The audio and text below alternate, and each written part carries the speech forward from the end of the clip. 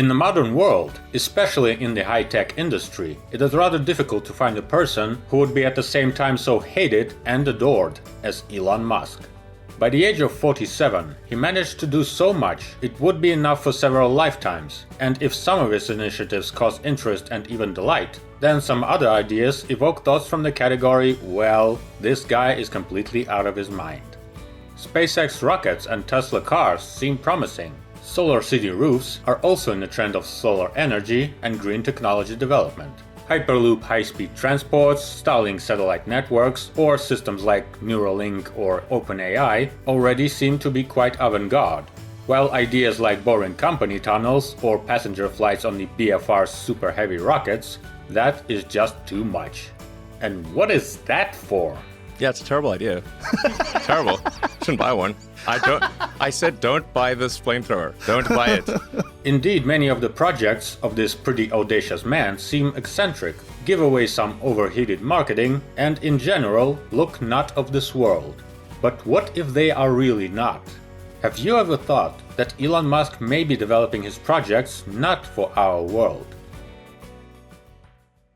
Here I must note that in this theory there is no mysticism. By our world, I mean our beautiful homeland, Earth.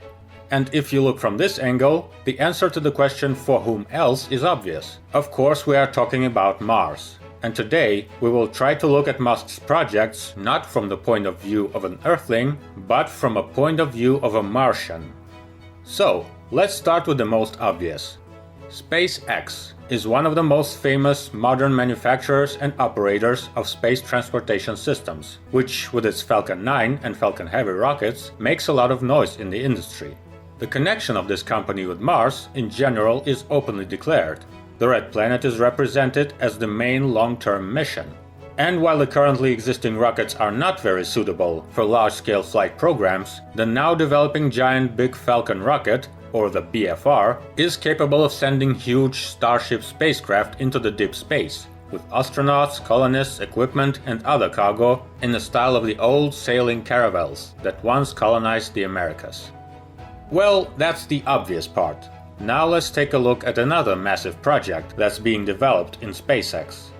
Starlink is a group of orbital communication satellites that should provide internet access to users around the world. A feature of the project is that in order to simplify the work from Earth, there has to be a lot of these satellites. And I mean a lot. SpaceX wants to launch about 12,000 devices into the orbit by the mid-2020s. Work is already underway, and several prototypes have already been launched into space for testing. At first glance, 12,000 seems excessive. However, the level of modern technology's development makes it perfectly possible. In addition, for the super heavy rockets like BFR, this work is much easier. The project, of course, has commercial objectives. Distributing the internet connection and providing their services can bring SpaceX serious financial income. In addition, Starlink will be a big job for the BFR. Some experts may have an idea that, apart from flying to Mars, this giant has almost no purpose. Now let's look at this project from the point of view of the Mars colonization. And here, the picture becomes a lot more clear. If on Earth, Starlink is just a useful service for a mass user, on Mars it is a critical element of the communication infrastructure. On our planet, television, internet, mobile communications and everything else is provided mainly by the countless cable networks, towers, antennas and so on, scattered everywhere. And on Mars, who will build all of this? You can, of course, drive astronauts to the tops of the mountains and put antennas there, but on the scale of colonization, this process will be very difficult, expensive, and dangerous. In this sense, it is a very good idea to move a decent part of this infrastructure to space, especially since it will already be worked out here, and considering that Mars is much smaller than Earth, a lot less satellites will be needed. Okay, put a checkmark on that, let's go on. The second thing we can point out is the couple of SolarCity and Tesla. The main feature of both projects can be considered their electric core. The first generates electricity, the second uses it. Here on Earth, solar energy is developing very rapidly, becoming more efficient and gaining popularity. Electric cars, despite the high cost, are also very effective, economical, and are conquering the market, although they face difficulties that constantly put Tesla on the verge of bankruptcy. That's on Earth. And on Mars? On Mars, these technologies have almost no alternatives. Vehicles on internal combustion engines will be practically useless. There is no gasoline to fuel them, unless of course we find oil on Mars.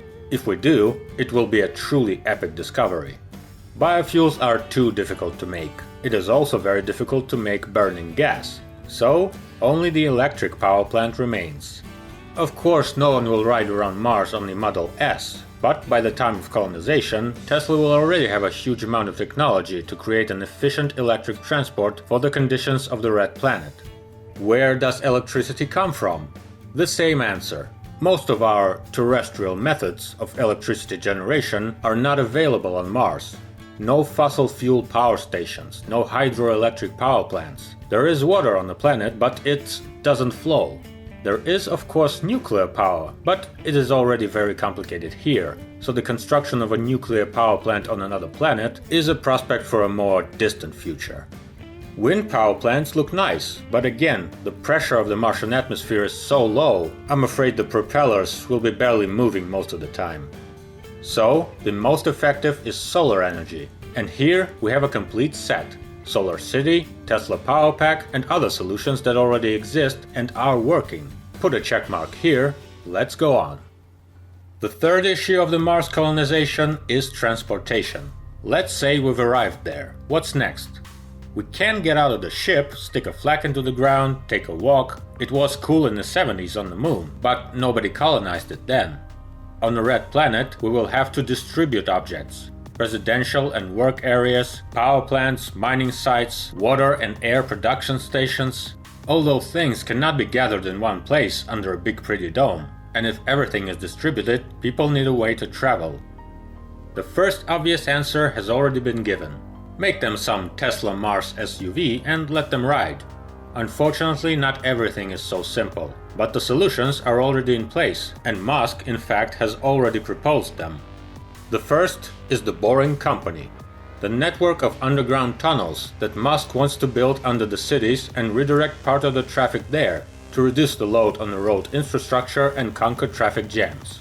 The tunnels should be fairly simple in construction and flexible in location, assuming to have no large underground stations or trains or something like that in classic subway style.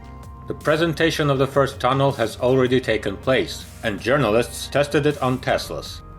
The project causes a lot of controversy and skepticism. How much does it cost? Can it be dangerous? Can they collapse during, for example, an earthquake?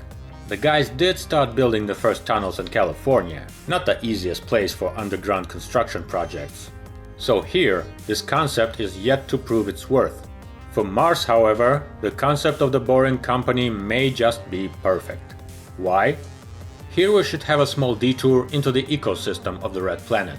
Usually, when the term Martian colony is pronounced, people imagine a kind of sparkling oasis, with cities covered with transparent domes, under which people live in almost ordinary houses overlooking red rocks and deserts.